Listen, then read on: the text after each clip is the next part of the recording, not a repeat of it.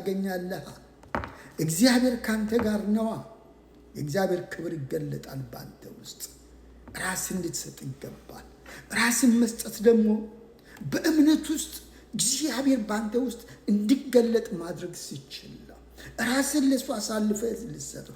መከራዎች እንኳን ፈተናዎች በሕይወት ሲገለጡ ለእግዚአብሔር አሳልፈህ መስጠት ስትችል ብቻ ነው።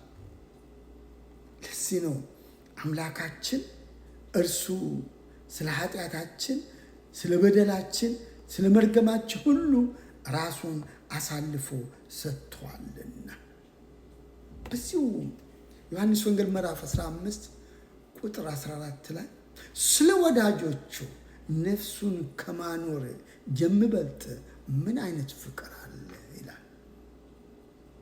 አያችሁ፣ ስለ ወዳጆቹ ነፍሱን ከማኖር የሚበልጥ ምን አይነት መውደድ አለ።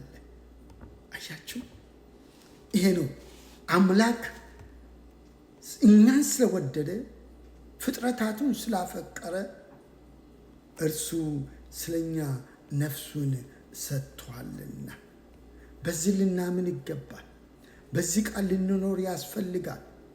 ብትወዱኝ ቃልን ጠብቁ አለ እኮ ዮሐንስ ወንጌል ምዕራፍ 14 ቁጥር 15 ላይ ብትወዱኝ ትእዛዝን ጠብቁ።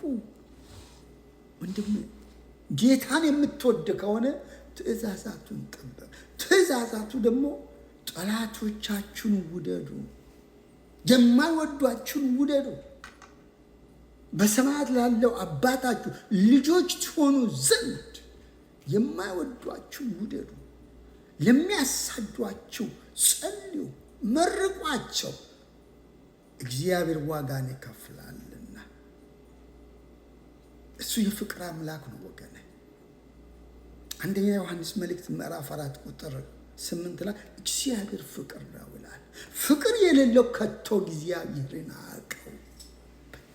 ፍቅር የሌለው ከቶ እግዚአብሔርን አያውቅም። ምክንያቱም እግዚአብሔር ፍቅር ነውና።